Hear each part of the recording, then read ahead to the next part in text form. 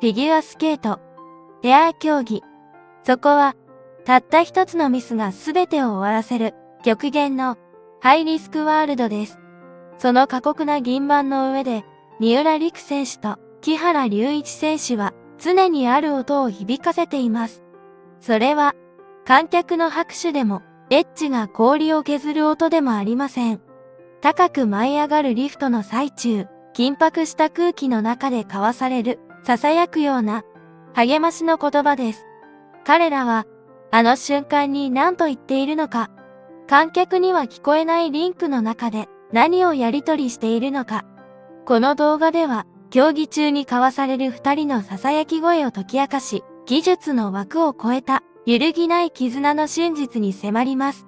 見えないところで交わされる、ほんの短い合図。そして、必要な瞬間にだけ差し込まれる、たった一言。激しい競争の裏側で、密かに、しかし確実に二人を支え合う、対話とは、世界を魅了する、陸流の真の強さは、その運動能力だけではありませんでした。氷の上で紡がれる、最も深く、最も感動的な、表情のコミュニケーションをたどっていきます。第1章、陸流は、本当に、あうんなのか。陸流の演技を見ていると、あまりにも息が合っているので、まるで言葉なんていらない。完全なあうんの呼吸に見えます。実際、インタビューでも、大技の前は音楽と目線の合図で進んでいくという空気感が語られていました。でも、そこで終わらないのが、陸流のリアルです。木原選手は、サイドバイサイドスピンでは、自分のコールで、ポジションを変えていると明かしています。しかも会場では、音楽が大きい。だからこそ、普段の練習から、しっかり声を出す。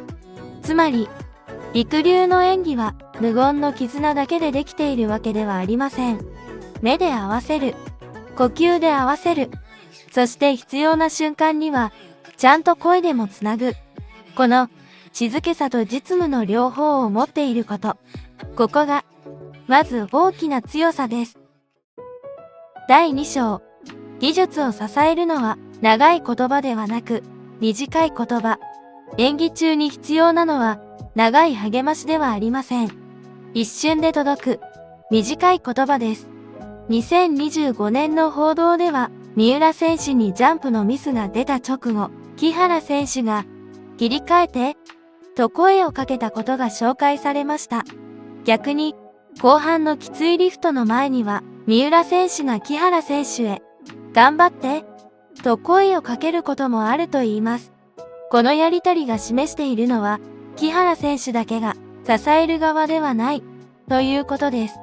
陸流は、どちらか一方が守るペアではなく、その瞬間その瞬間で支える側が入れ替わるペアなんですね。しかもこの言葉たちは感動的である前に、まず機能的です。気持ちを戻す。力みを抜く。次の動作へ頭を切り替える。そのワードは、たったの数文字です。でも、この数文字が演技の流れをスムーズにしていきます。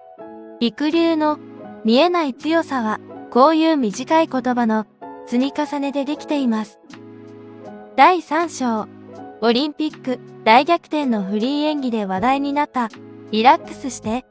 そして、今回のテーマで最も象徴的なのがミラノコルティナオリンピックのフリーで明かされたあの一言です。オリンピック後のテレビ出演で木原選手はある場面で三浦選手にリラックスしてと伝えていたと説明しました。それは前日にミスが出たのと同じテイクオフのリフト。木原選手は二人とも失敗したくない思いが強すぎていつもより力が入っているように感じた。だから、あえて声をかけたと言うんです。ただ、ここが陸流らしいところです。三浦選手は、その時、実は意図してしっかり力を入れていたと明かしました。ショートで衣装のずり落ちが一瞬で起きた経験があったから、同じことが起きないよう、あえて締めていた。その結果、リラックスしてと言われた時、頭の中には、ハテナが浮かんでいたそうです。このエピソード、すごく人間味があります。完璧に見える金メダルの演技の中でも、二人は超能力で通じ合っていたわけではない。見え方が少しずれることもある。でも、それでも崩れない。むしろ、そこを含めて成立してしまうのが、陸流の強さなんです。第4章、リンクの上の一言は、リンクの外で育っていた。ここで大事なのは、表情の一言は、その場だけで突然生まれるわけではない、ということです。2025年の全日本フィギュアスケート選手権では、三浦選手が直前の6分間練習で肩を亜脱臼した場面がありました。その時、木原選手はパニックになっている三浦選手に、大丈夫、絶対にできると声をかけ続けたと語っています。そして2026年のオリンピックでは今度は逆でした。ショートのリフトミスで木原選手が大きく落ち込み、フリー当日の朝まで涙が止まらなかった。その木原選手に三浦選手は、今日は龍一くんのために滑るよ。まだ終わってない。絶対大丈夫。という言葉をかけました。さらに ISU の記事では、それに対して木原選手が、今日はお互いのために滑ろうと返したことが紹介されています。ここまで来ると、秘密の囁きの正体が見えてきます。それは、特別な魔法の一言ではありません。長い年月の中で、相手が今どんな言葉なら、立ち直れるかを知り尽くした二人だけが持つ実践の言葉なんですね。第5章、陸流の強さは合わせるのではなく、合う。陸流を語る上で、とても象徴的な言葉があります。三浦選手は、二人の関係について、合わせているんじゃなくて、合うと語っています。言いたいことも言い合える。ぶつかっても、一緒に改善できる。この感覚こそが、陸流の土台です。実際、オリンピック後のテレビでも、3連続ジャンプのタイミングについて、前半は木原選手がリズムを作り、途中からは三浦選手が木原選手に合わせている。そんな具体的な説明がありました。さらに三浦選手は、二人は足し算ではなく掛け算だったのかもしれないとも話しています。一人の力をもう一人が補う。ではなく、二人が揃うことで別の強さになる。だからこそ、あの短い声かけが効くんですね。ただの励ましではなく、相手の癖も怖さも強さも知った上で届く言葉だからです。第6章、見えない声が金メダルの演技を支えていた。ミラノコルティナオリンピックで、陸流は日本ペア史上初の金メダルをつかみました。でも、その演技を支えていたものを一つ挙げるなら、それは難度表に乗る技だけではなかったはずです。目線、間、呼吸、短いコール、切り替えの一言。そして、ここ一番で相手を信じきる力。観客には見えない。けれど確かに存在していた。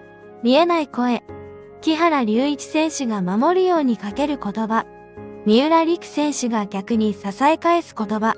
その往復があったからこそ、陸流の演技はただ正確なだけではなく、見ている側の心まで動かすものになったのだと思います。だから、このペアの秘密を一つの言葉で表すなら、それは囁きではなく、支え合いなのかもしれません。リンクの上では、ほんの一言。でもその一言の裏には、何年もかけて積み上げた信頼がある。見えない声が支えてくれる。それこそが、陸流の本当の強さなんですね。いいねと、チャンネル登録をいただけると、次回の動画の通知が届きますので、ぜひお願いいたします。メンバーシップでも、ぜひ応援いただけると、とても励みになりますので、どうぞよろしくお願いいたします。ご視聴ありがとうございました。